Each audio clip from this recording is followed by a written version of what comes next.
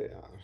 Hi viewers, this is me Ribaha Imran and you're watching my YouTube channel. Viewers, सबसे पहले channel को subscribe करें, video को like करें, शेयर करें और बेल आइकॉन ऑन करना मत भूलिएगा, क्योंकि आज हमें इंडिया से ज्वाइन किया है डॉक्टर अभिषेक मिश्रा जी ने और पाकिस्तान से हमें ज्वाइन किया है मेजर रजा ने। Thank you so much major sir, thank you so much doctor साहब, आप दोनों के वक्त का बहुत शुक्रिया। वेलकम। थैंक डॉक्टर यू साहब विभा जी, आप और आपके सभी दर्शकों को हमारी तरफ से रमजान की बहुत बहुत शुभकामनाएं। आई thank you wish so you a much sir. Happy Eid in advance. Thank you so much sir. आज ईद जिस टॉपिक शुक्रिया डॉक्टर साहब। रमजान शुरू हो गया, ईद शुरू हो गई, और क्या, हर दिन ईद है अब तो। नहीं सर, हमारी ईद जो है वो कुछ यानी कि 25 दिन बाद, 25-26 दिन बाद होगी। अरे भाई, गलती हो गई, ये गर्दन काट लीजिए आप। यार हद हो गई यार। भावनाएं नहीं देख रही हैं यार आप लोग। तो सर आगाज करते हैं। आज जिस टॉपिक पे बात करने जा रहे हैं वो है वॉर से रिलेटेड। अफगानिस्तान और पाकिस्तान के दरमियान जो है वो वॉर छिड़ चुकी है एक तरह से, और एयर स्ट्राइक की है पाकिस्तान आर्मी की जानिब से अफगानिस्तान पर। इस पर बात करेंगे, इसकी डिटेल्स जानेंगे। मेजर साहब की जानिब सबसे पहले बढ़ते हैं। मेजर साहब क्या कहना चाहेंगे, क्या डिटेल्स है? अफगानिस्तान हमेशा यानी कि अफगानिस्तान तालिबान जो है पाकिस्तान आर्मी पर बहुत ज्यादा जो हम बॉर्डर के क्लैशेस देखते आ रहे हैं, और आज पाकिस्तान आर्मी ने रिटेलिएट कर दिया। इस पर आप अपना ओपिनियन रखिएगा।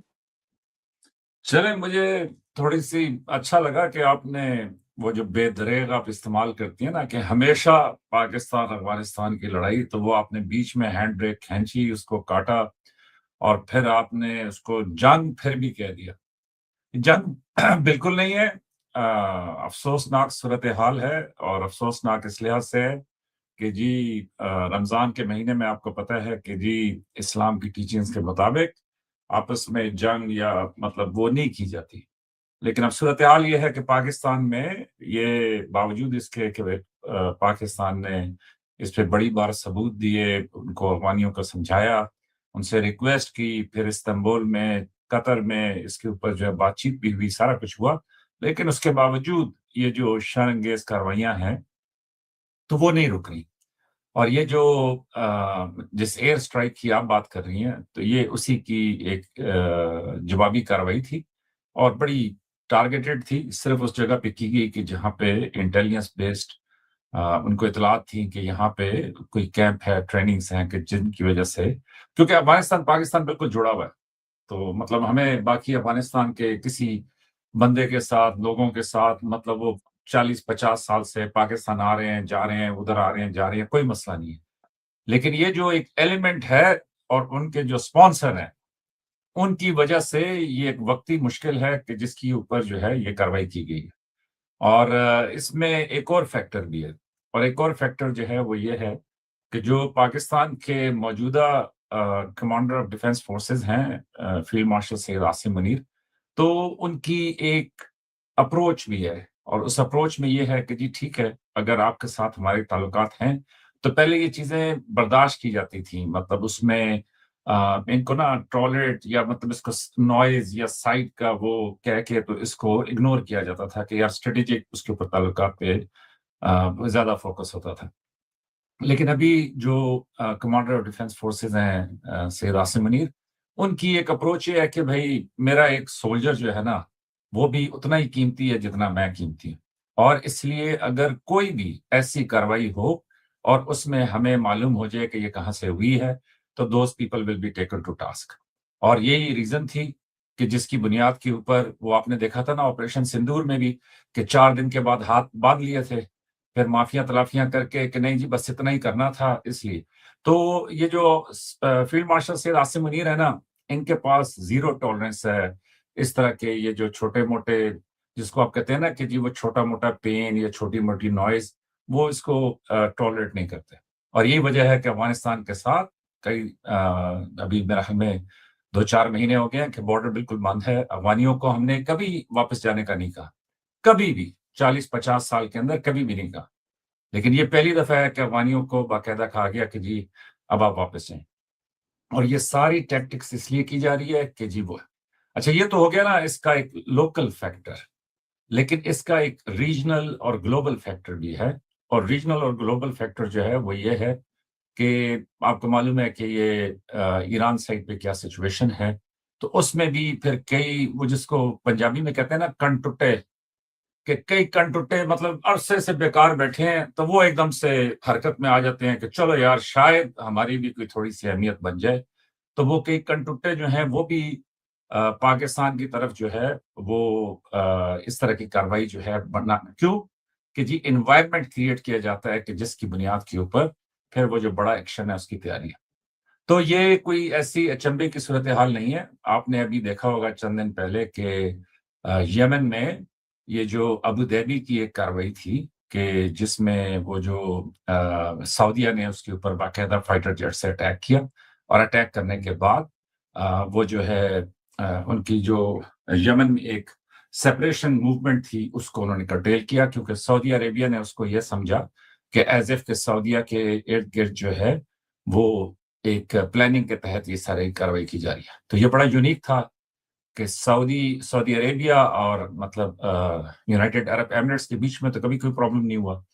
तो फिर अचानक ये इस तरह और मुझे मालूम नहीं कि आपने वो इंटरव्यू भी सुना या नहीं सुना, लेकिन कल परसों जो है वो इंटरव्यू अवेलेबल था सोशल मीडिया में, जिसमें सऊदीया के जो रिप्रेजेंटेटिव थे वो बता रहे थे किस तरीके से ये सारी कार्रवाई जो है की जा रही। तो ये है इसकी सारी वो, तो ना ये जंग है, अफ़गानी हमारे भाई हैं और हम अफ़गानियों के साथ हमेशा से कायम-दायम हैं।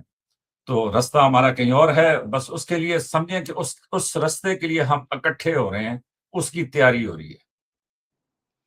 डॉक्टर साहब की जानिब बढ़ते हैं। डॉक्टर साहब वैसे तो पाकिस्तान ने हमेशा से यही बात की है कि ये जो अफ़गानिस्तान और पाकिस्तान के दरमियान कॉन्फ्लिक्ट है, ये इसको जो हवा है ना, वो सिर्फ़ और सिर्फ़ इंडिया ही दे रहा है। तो क्या कहना चाहेंगे सर ये आज कॉन्फ्लिक्ट का जो रीज़न है, वो भी ह आपको ही डायरेक्टली और इनडायरेक्टली कहा जा रहा है। क्या कहना चाहेंगे सर? मैं इस प्रश्न का उत्तर दूँगा। पहले मैं मेजर साहब से समझना चाहूँ, उन्होंने लास्ट का जो वो है सेंटेंस, वो बड़ा बड़ा ज़बरदस्त है कि एक ही तरफ जाना है और उस तरफ बढ़ रहे हैं। तो मैं उस चाहूँगा कि वो उस पे और खुलासा करें कि किधर जाना है, किधर बढ़ रहे हैं और उसका क्या मतलब है? Because I think that sentence सारी वो जो है ना डॉक्टर साहब क्या कहते हैं, कि सारा एहतमाम, सारी तैयारियाँ जो हैं वो आपके लिए हैं।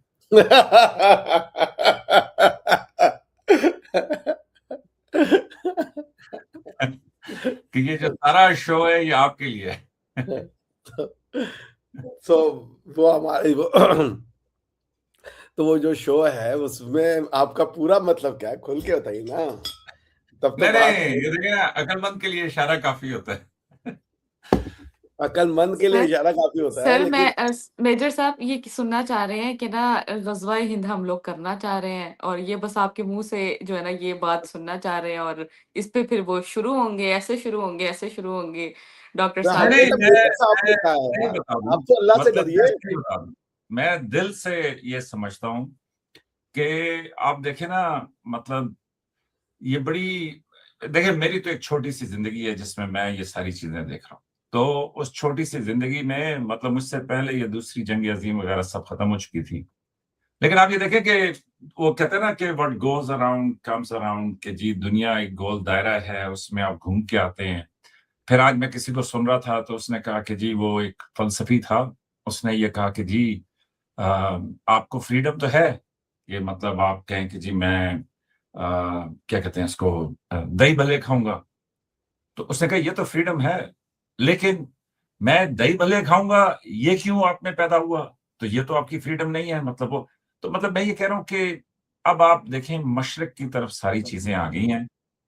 ईरान, अफ़गानिस्तान, फिर ये हिंदुस्तान, फिर बांग्लादेश, फिर चाइना, फिर ये सारा।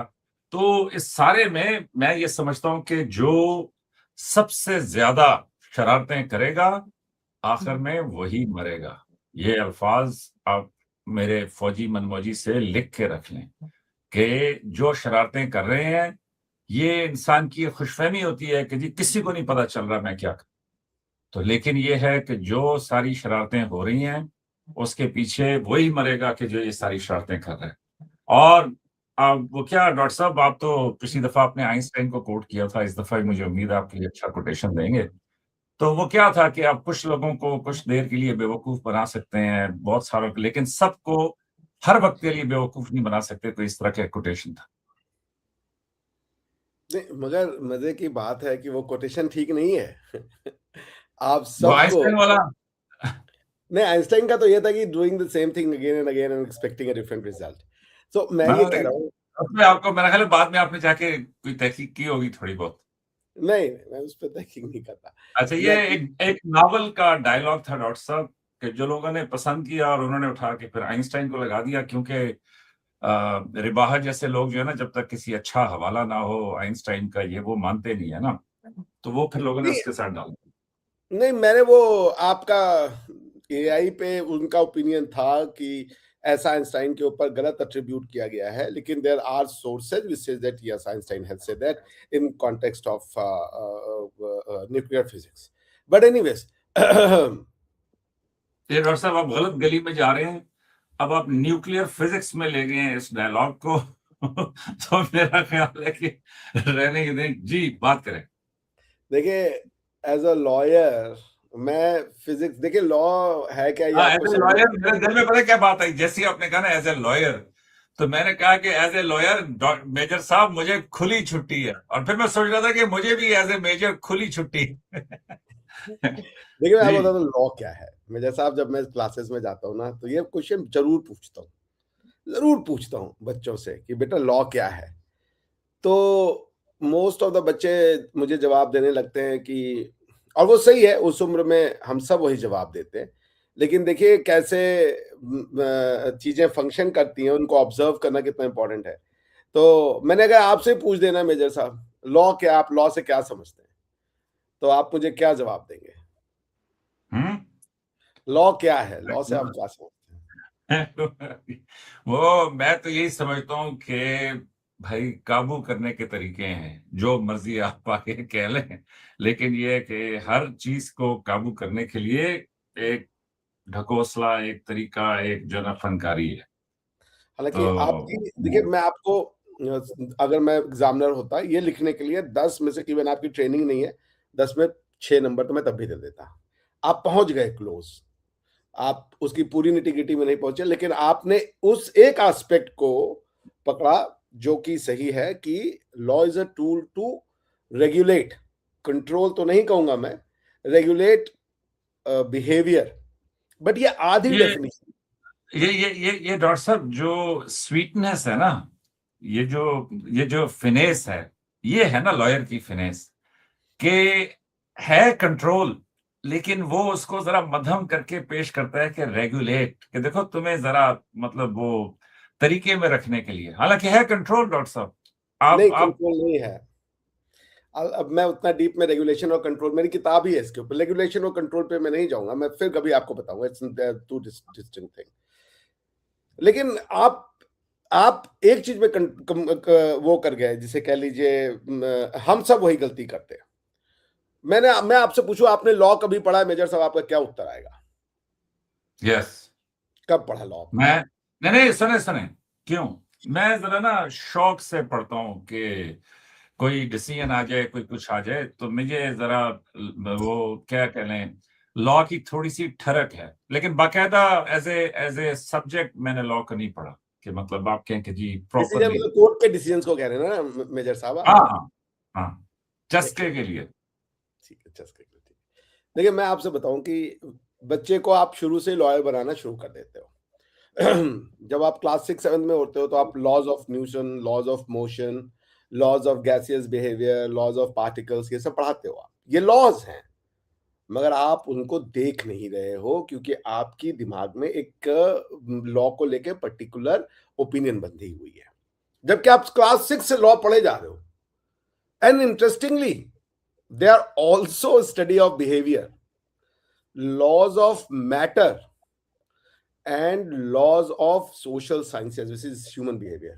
Both are same thing. Both are study of behavior. Both. The distinction is the first one, the laws of matter, is the study of descriptive behavior. That means you observe the behaviour of the matter and the particles, और आप उसको बताते हैं, describe करते हैं कि ये ऐसे बिहेव करता है। जैसे एक मैटर है, उसके स्टेट अलग अलग हो जाते हैं, वो मैटर सेम रहता है, मगर जैसे पानी है वो फ्रीज हो जाए तो एक ठोस बन जाता है, जिसको कि आप सॉलिड कहते हैं। वो गर्म कर दीजिए तो वो उड़ जाता है, उसको आप वेपर कहते हैं, वो गैसियस फॉर्म में आ जाता है। उसके बाद आप उसको लिक्विड फॉर्म में भी रख सकते हैं, but at the end of the day all of them are H2O। तो मैं आपसे कहना क्या चाह रहा था कि लॉज ऑफ मैटर जो है, बिहेवियरल पैटर्न है डिस्क्रिप्टिव। तो जो उसका लॉयर है मैटर्स का, वो मैटर्स को पढ़ के उसको डिस्क्राइब कर देता है। हम जिस लॉ से कंसर्न है, ये लॉ है प्रिस्क्रिप्टिव, कि हमें और आपको कैसा बिहेवियर करना चाहिए। That is all we are concern with as a social scientist. So जो फिलॉसफी ऑफ लॉ है, उसके 3 कंपोनेंट है। Study of philosophy is the study of 3 components. एक है फिजिक्स, दूसरा है एथिक्स, और तीसरा है लॉजिक्स। जब आप फलसफा कहते हैं, इन्हीं 3 में से किसी को आप पढ़ रहे हो। या तो आप फिजिक्स को पढ़ रहे होते हैं, मैटर को पढ़ रहे होते हैं, ये मैटर कैसे बना, अर्थ कैसे बना, क्या है, if there is nothing thing. जैसे मैं बहुत पढ़ता हूँ, मैं एथिक्स से ज्यादा मैं फिजिक्स को पढ़ता हूँ। मुझे बहुत शौक है थ्योरेटिकल फिजिक्स का, बहुत शौक है। आप विश्वास नहीं करेंगे, जितना मैं लॉज पढ़ता हूँ उससे मैंने आइंस्टाइन की हर एक थ्योरी जो है वो पढ़ी हुई है, प्लस उसको ऊपर घंटों मैंने प्रोग्राम सुना है। खासकर मैं उसकी थ्योरी ऑफ जनरल रिलेटिविटी और स्पेसिफिक रिलेटिविटी से बहुत प्रभावित हुआ था। तो मैंने ये सब क्यों कहा आपसे? यदि ये एबिलिटी मनुष्य में ना आए, ठीक है ना, इसी को आप क्रिटिकल ऑब्जर्वेशनल थिंकिंग कहते हैं।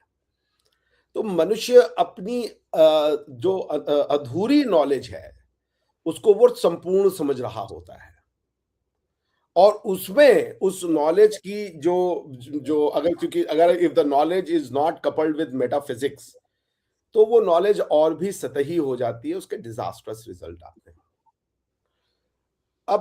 अब आपने जैसे कहा कि ये जो अटैक था जी, इस्लाम में तो इसकी मनाही है। आप रिलीजन लेकर के आए, आप लाए, मैंने नहीं लाया उसमें रिलीजन की बात। तो आप एक डॉक्ट्रिन से सहमत हैं, आप उस डॉक्ट्रिन की टीचिंग्स और फॉलोइंग्स को मानते हैं, मगर दिक्कत यह है कि मैं जब उस टीचिंग को न्यूट्रलिटी के हिसाब से देखता हूं, as not as a will of God और समथिंग, तो मुझे दिखता है कि भाई इस थ्योरी की मोस्ट ऑफ द जो क्लेम्स हैं, वो क्लेम्स कहीं पर भी स्थापित होते हुए नहीं दिख रही हैं। लेकिन जो मेरी थ्योरी है, जो हमारी भारतीय थ्योरी है, वो जबरदस्त है।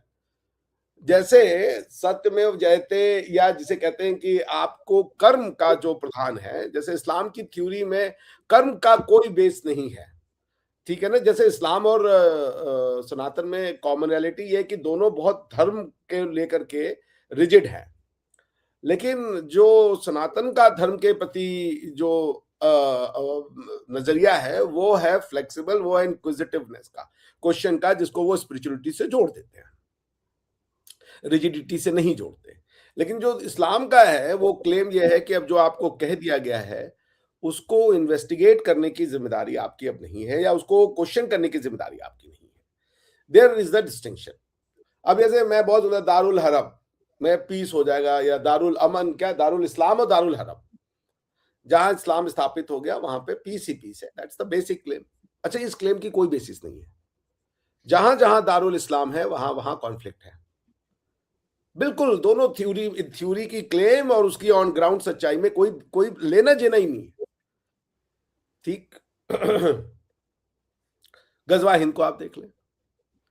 अब गजवा हिंद एक थ्योरी है, एक आइडियोलॉजी है, उसको लेकर के आप सीरियस हो ना हो, पिछले 700 साल से लेकर के, और जो ये कासिम अरबों ने अटेम्प्ट किया मोहम्मद बिन कासिम के फॉर्म में, उसके बाद से लेकर के जब तुर्कों में इस्लाम चला गया, फिर एक इस्लाम को लेकर के वापस से इंडिया पे अटैक होते रहे, ठीक है ना। वो अटैक उसी का नतीजा थे, क्योंकि उसके पहले क्यों नहीं तुर्क अटैक कर रहा था, क्वेश्चन तो बनता है ना कि वो तुर्क जो है वो एक रिलीजन को अपनाने के बाद ही क्यों अटैक कर रहा है, और भारत पे ही क्यों अटैक कर रहा है। तो वो जो एक गजवा हिंद की थ्योरी से जिससे वो प्रभावित हुए, जो एक्सप्लेन कर, इसको हमारी किताबों में पढ़ाया advent of Islam in India. गजवाए हिंद का इंग्लिश में नाम है advent of Islam for the purpose of Indians, ठीक है ना।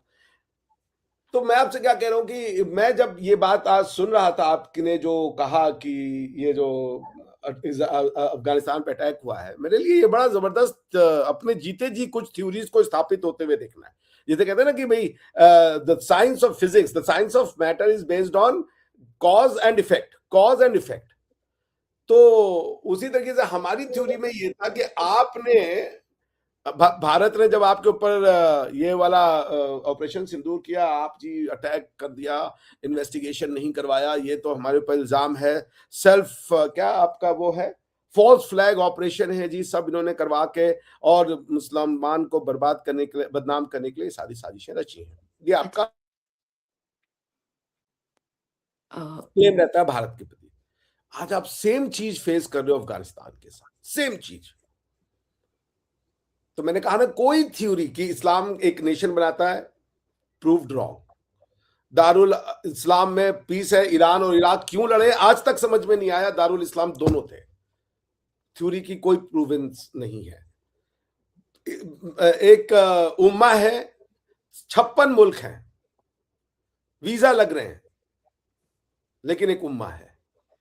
नेशनलिटी की जितनी डिफाइंड साइंटिफिक इंक्वायरीज हैं, सबको धता बता दिया, जिद है कि है तो है। और उसके बाद ये जो क्लेम करना कि यही हमको एक अच्छा मुसलमान बनाता है, जिद, उस जिद का बड़ा पोलाइट नाम क्या है, ईमान। अच्छा सर। तो मेरी एक, मैं बस ये बात कह दूं, मैं ये नहीं कहता, देखिए मेरी बात को आप कितना समझेंगे कितना नहीं, क्योंकि बात को समझना भी एक बहुत बहुत टफ चीज है, वरना कुरान में तो गॉड ने सब कुछ कह दिया, लोग ही नहीं समझ पा रहे। ये तो मुझे सारे मुसलमान समझाते हैं, मैंने कल भी बताया भाजी को कि मैसेज देना और मैसेज समझना दोनों अलग अलग चीज है। मेरी बात को कितना आप समझेंगे, इसमें गुड फेथ का एलिमेंट बहुत जरूरी होता है।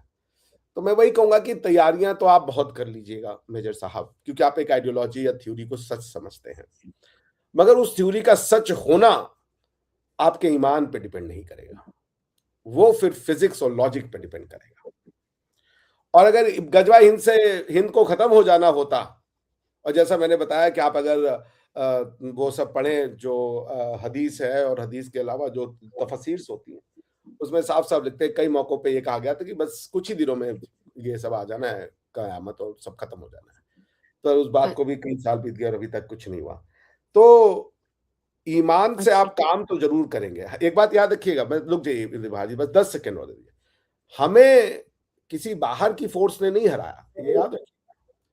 बाहर से जितने आए वो वापस भेज दिए गए, अपनों ने हरा दिया, क्योंकि उन्होंने जो बाहर की कुछ अपनाया, उसमें कोई बुराई नहीं है, किसी का कोई आप ले सकते हैं, लेकिन उन्होंने उस अपनाने में अपनी चीज को छोड़ दिया, यहां पे गड़बड़ हो गई। तो आप कभी भी हमको नहीं हरा पाएंगे, क्योंकि हम ही आप हैं और आप ही हम, ये बात आप याद रखिएगा। अच्छा आप सर। हमें कभी नहीं हरा पाएंगे, आप जब भी हारेंगे आप स्वयं को हराएंगे। बसंत अच्छा। आपको मनाना पड़ेगा, लेकिन उसके एक, बस मैं वाइंड अप कर रहा हूं, तो मैं आपसे ये थ्योरीज के गेम को समझने का प्रयास कीजिएगा। ये फैक्ट्स का गेम नहीं है, क्योंकि थ्योरीज ट्रूथ को एक्सप्लेन करती हैं, फैक्ट्स इवेंट्स को एक्सप्लेन करते हैं। तो अगर ये बात आपकी समझ में आ जाए, समाज का निर्माण किस लिए जरूरी है और सेक्युलरिज्म क्या है और थ्योरीज का क्या गेम है, तो उस पर बात करने में बड़ा मजा आएगा। वरना ये याद रखिएगा, ये अटैक ईरान तक जाएगा। जी जी सर वो फ्यूचर में बात करेंगे। मेजर साहब से लास्ट सवाल करते हैं, फिर प्रोग्राम को वाइंड अप करेंगे। मेजर साहब, ये थोड़ा सा टॉपिक से हटकर है, क्या पाकिस्तान में एक मेजर लॉयर हो सकते हैं? अब ये लॉयर तो आपने कौन सा वाला कहा है? सर सर मैंने मेजर वही साहब इज अ फास्ट एडवोकेट कहा लर्नर। है। डॉक्टर साहब, ये ट्रिक क्वेश्चन है। अब हम समझते हैं इन गेमों को, थोड़ा बहुत हम भी देखते हैं इंटरनेट नहीं, देखिए वगैरह। मैं ये बात तो कहूंगा, that's why I like major साहब is a fast learner. He got it. तो अच्छा, बात ये है रिबहा कि देखें, ये तो डॉक्टर साहब की ना जो मुझे अच्छी बात लगती है, वो जो बहुत ही मुझे अच्छी बात लगती है, वो मुझे ये लगती है कि ये बिल्कुल मुझे ना वो टोटल अनपढ़, हुँ। बिल्कुल गँवार, ईंटों वाला, मतलब ईंटों वाला चीज़ मैं तौहीन कर रहा हूँ, मतलब ये बिल्कुल मुझे समझते हैं कि यार ये बहुत बड़ा जो है ना बेवकूफ़ मेरे सामने बैठा हुआ है। और ये अच्छे सेंस में, इस सेंस में नहीं कि ये अ, मुझे कोई बुरे उसमें, ये दिल से मतलब मुझे समझते हैं कि देखो इसको मुझे समझाने की ज़रूरत है, जो कि एक अच्छी बात है। लेकिन जहाँ पे मुझे इन पे बड़ा प्यार आता है, वो इस चीज़ पे आता है कि फिर ना बिल्कुल सादा बन जाते हैं कि देखो मैं तो रिलिजन को न्यूट्रैलिटी से पढ़ता हूँ, न्यूट्रैलिटी से देखता हूँ। हालाँकि उसमें मेरा मेरा जो टेक है वो ये है कि जो भी देखिए रिबाह बहुत मुश्किल है कि मैंने, आपने, हम सब ने जो भी हमें शनाख्त मिली है, उस शनाख्त से ऊपर, ये डॉक्टर साहब कह रहे थे ना कि बाहर से कुछ सीख लो। भई बाहर से कुछ सीखना तो बाद की बात है। सिर्फ़ ये समझ लेना ना कि मैं कुछ नहीं जानता और मेबी मैं कुछ नया भी देख सकता हूँ, ये ही बहुत है। मेजर साहब 10 सेकंड का आपसे समय लूँगा, 10 सेकंड का। हुँ। रिलीजन शिनाख्त नहीं होता, ये बात आप ध्यान रखिएगा। रिलीजन नहीं, नहीं, नहीं, आप जो भी व्यक्ति शनाख्त ले लें, मेरी पाकिस्तानी शनाख्त ले लें, मैं क्या कहते हैं उसको जिस तरह यहाँ ये पे आप ज़ातें पातें बनी हुई हैं, आपकी आप शिनाख्त मुझे को किसी उस पे फिर कभी बात करेंगे, लेकिन मेरी एक बात, ये ध्यान रखिएगा, जितना भी समय लेना है आपको और आपकी सोसाइटी को आप ले लें, रिलीजन शिनाख्त नहीं होते। ठीक है, मैं ये कह रहा हूँ कि वो है। तो अच्छा, लेकिन रिबा देखें, अब डॉक्टर साहब कह रहे थे कि जी 56 मुल्क हैं, क्यों वीज़ा लेने की ज़रूरत पड़ती है? क्यों आपस में लड़ाई करते हैं? जब सारे दारुल अमन या दारुस्सलाम हो गए, तो उसमें क्यों फिर झगड़े होते हैं? तो अब देखें रिबाहा रिलिजन को भी निकाल लीजिए। मैं कहता हूँ कि जी ज्योग्राफी को भी निकाल लीजिए। आप किसी कौमियत को भी निकाल लीजिए। सिर्फ़ बच्चे ले लें कि 2 माँ-बाप हैं, उनके 10 बच्चे हैं। अब यहाँ पे डॉक्टर साहब को एतराज़ होगा कि देखा, ये मसला है ना, इसने 10 ही बच्चे डालने थे, कम नहीं डाल सकता था ये, ठीक है? तो लेकिन अब मैं समझाना चूँकि जाता हूँ और मेरे पास इस टाइम पे माइक है, तो मेरी मर्ज़ी है मैं 10 बच्चे डालूँ, 14 डालूँ, 2 डालूँ, वो मेरी मर्ज़ी है। तो 10 बच्चे डालें। तो 10 बच्चे, तो क्या उन बहन-भाइयों में आपस में लड़ाई नहीं होती? क्या वो जो बहन-भाई जब बड़े हो जाते हैं, तो उसके बाद जब जायदाद का बँटवारा या जब वो महिलाएँ आ जाती हैं, बेगमात आ जाती हैं, तो फिर उन्होंने अपनी-अपनी अलहदा दुकानें, अपने-अपने अलहदा घर, अपने-अपने अलहदा कोने उन्होंने नहीं बनाने होते। तो देखें, मेरी मेरी समझ के मुताबिक अ, अगर सही बात करें ना, सही बात करें डॉक्टर साहब, चलें मैं आज आपको एक राज़ की बात बता देता हूँ। डॉक्टर साहब, मेरी समझ के मुताबिक ये जिनको हम बेज़बान जानवर समझते हैं, मैं ये समझता हूँ कि वो जानवर, वो परिंदे हमसे बहुत बेहतर थे या कम से कम मुझसे बहुत बेहतर थे। वो इसलिए कि डॉक्टर साहब उन्होंने फैसला कर लिया कि भई यही जो मेरी स्किन है ना, बस यही यही मेरा ड्रेस है। मैंने और कोई कपड़े-शपड़े नहीं पहनने, बस दिस इज़ फाइनल। नंबर 2, उन्होंने डिसाइड कर लिया कि भैया ये जो घास खा रहा हूँ, बस घास पे ही मैं राज़ी हूँ। किसी ने कहा मैं गोश्त खा रहा हूँ, उसने कहा मैं गोश्त पे राज़ी हूँ। किसी ने कहा कि जी मैं जो है कोई कीड़े-मकोड़े खा रहा हूँ, वो उसी पे राज़ी है।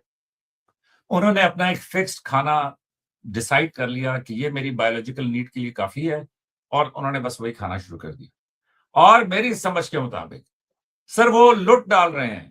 आराम से धूप में बैठते हैं, रोज़ सुबह उठ के जनाब, जैसा मैंने एक कुत्ता रखा हुआ है, तो वो बेहतरीन आराम से उठता है, बाहर निकलता है, जलता है, घूमता है।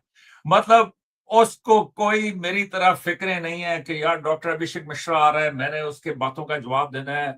वो रिबाहा की कॉलों पे कॉलें आ रही हैं कि अफ़गान अटैक और ये तो सारी थ्योरी गलत हो, मतलब कोई ये बकवास उसके वो ही नहीं है। ये सारे मसाइल ह्यूमन्स ने अपने लिए पाले हुए हैं। ठीक, मैं हालाँकि अभी अभी मैंने वो एक दफ़ा बताया था ओवरव्यू इफ़ेक्ट, कि वो एक कोई जो जो ये जो क्या इसको कहते हैं एस्ट्रोनॉट जो है, कि वो खलाबाज़ जो है वो ऊपर किसी स्पेस मिशन पे ना 6 महीने से ज़्यादा उसको हो गए। तो डॉक्टर साहब वो एक गोल खिड़की से रोज़ाना नीचे देखता था। मतलब वो स्पेस में था, 6 मंथ्स हो गए थे और वो जो एस्ट्रोनॉट है वो एक एक गोल खिड़की से नीचे देखता था। तो उसने कहा कि 6 महीने के बाद मुझे ख़्याल आया कि यही दुनिया में, पूरी कायनात में, इंटायर यूनिवर्स में ये मदर अर्थ ही वाहिद जगह है जहां पे हम ह्यूमंस रहते हैं। और उसने कहा मैं ऊपर से देख रहा हूं, ना पता चलता है अभिषेक मिश्रा कौन है, ना पता चलता है मेजर रजा कौन है, ना पता चलता है कि जी अब्दुल्ला कौन है, ना माइकल, ना डेविड, ना वो, उन्हें कोई पता नहीं चलता। उसने कहा पूरी यूनिवर्स में यही एक हमारा प्लेस ऑफ लिविंग है। ऊपर से कोई डिफरेंशिएशन नहीं है, लेकिन नीचे लोग लड़ रहे हैं, कोई हुकूमतों पे कब्जे कर रहा है, कोई जनाब कुछ कर रहा है, कोई कुछ कर रहा है, बैंक, सोना इधर चला, मतलब ये सारी बुलशिट इनकी चल रही है। तो उसने कहा कि, और उसने उसको नाम दिया ओवरव्यू इफेक्ट। तो ओवरव्यू इफेक्ट उसका ये था कि we are all the same, कि हम में कोई भी फर्क नहीं है, हम सब ने अपनी अपनी एक अपनी थ्योरी बनाई हुई है और उस पर हम डटे हैं। तो मैं चूंकि एस्ट्रोनॉट नहीं हूं, मैं चूंकि आसमान पे नहीं जा सका, तो मैं तो यहाँ पे अपने घर में बैठ के ये कुत्ते को और परिंदों को देखता हूँ ना, तो मैं कहता हूँ यार बेस्ट लोग हैं। और आखिरी बात फिर खत्म करते हैं। डॉक्टर साहब ये सुबह सवेरे ना आप, अब तो खैर वो मुझे बड़ा अफसोस हुआ कि वो चिड़िया ही खत्म हो गई। चिड़िया आप समझते हैं, तो वो जो नीचे से थोड़ी सी व्हाइट होती है, ऊपर थोड़े से उसके ब्राउन होते हैं। और हैरत अंगेज तौर पर डॉक्टर साहब, जब से ये मोबाइल और ये सब कुछ आया तो चिड़िया स्पैरो, खत्म हो गई हैं। गौरैया कहते हैं, हैं? स्पैरो। स्पैरो, मुझे नहीं मालूम कि आपकी इंडिया में है या नहीं, लेकिन मैंने इन सर्दियों में नहीं देखी। मैंने एक आर्टिकल भी पढ़ा था कि सबकी पूरी सब जगह से स्पैरोज मर गायब हो रही गई। है, बहुत तेजी से गायब हो रही है अर्बनाइजेशन की हाँ, वजह से। तो डॉक्टर साहब वो पिछली सर्दियों में ना, वो स्पैरोज, अगर आप सुबह जल्दी उठ जाए ना तो हल्की हल्की धूप आती है इधर ये साथ लॉन में, तो वो ना स्पैरोज, जो मेल स्पैरोज हैं, वो सुबह सवेरे आके ना इस तरह बैठ जाते थे और जनाब आराम से कोई गप्पे शप्पे मेरी तरह आपकी तरह गपशप लगाए। इतने में ना वो पतली वाली आती हैं, वो जो फीमेल स्पैरोज, वो जैसी आती हैं डॉक्टर साहब, उसके बाद जो लड़ाई शुरू होती है, पता नहीं वो उसके कान में क्या कहती है, वो ची चाची। मैं तो first hand witness to doctor साहब लॉ की टर्म में, कि मैं इसकी लीगल किसी भी ऑन ऑथ गवाही दे सकता हूं कि ये चिड़े बिल्कुल खामोश बैठे हुए थे, आराम से गप्पे शप्पे मार रहे थे। मुझे नहीं पता इन्होंने क्या कहा है, लेकिन जैसी ये चिड़ियां आई हैं उसके बाद डॉक्टर साहब हंगामा मच जाता। तो सही हो बहरहाल गया। मैं ये समझता हूँ कि भाई ये डॉक्टर साहब की बात ठीक है कि हैं यहाँ पे सारे एक ही, और सबको जो है ना आंखें खोल के और जरा समझ के, डेंजरस टाइम्स आर कमिंग, मैं ये ऊंचा ऐलान कर दूं। सबके हाथ बटन के ऊपर हैं। ये जो न्यूक्लियर व्यूक्लियर है ना, कहने को ठीक है, लेकिन ये कोई खास चीजें नहीं है। लेकिन ये है कि दुनिया एक खतरनाक जगह पे जा रही है, और मेरा ख्याल में कि अच्छे दिन नहीं है। और फिर हमारे मोहल्ले में वो लड़ाइयाँ आने वाली हैं कि जो लड़ाइयाँ पहले हम यूरोप की पढ़ा करते थे और उसमें बहसें करते थे कि नहीं, एडवर्ड को इधर से जाना चाहिए था तो मैथ्यू को इधर से आना चाहिए था। अभी जब हमारी बारी आएगी तो वही बहुत खतरनाक लड़ाइयाँ हैं, ये अल्लाह करे कि हमसे दूर ही रहें। बिल्कुल sir, thank you so much Brijesh sir, thank you so much doctor देखिए, मैं साहब, आपको आपने मुझे ये बहुत बात कुछ दिया। मैं आपको एक एंटीडोट बता देता हूँ इन सारी न्यूक्लियर बम्स के को डिफ्यूज करने का। सर आप उसका प्लीज नाम है, 10 मिनट्स में वाइंड अप कीजिएगा क्योंकि हमारी अफ्तारी है फिर, ठीक है सर? मेरे 2 10 सेकंड में बता, मिनट्स क्या रे बाहर, तुमने तो खुला आज ग्रेशियस आप गुड हम डॉट भी हम ने भी 10 मिनट, हम भी आपके साथ 10 अफ्तारी सेकंड्स कहना चाह रही होंगी, 10 मिनट्स दे दिए उसने आपको। 10 सेकंड सर। वही वही मैं भी हैरान हो गया, बस यही है जी पाकिस्तान। सो देखिए, मैं आपसे देखा है कहूँ, ना, ये कहता है सच्चा रिश्तेदार, वो कहता है देखा ना, इससे याद आ गई, हाँ वो गांव मैंने की याद आ गई।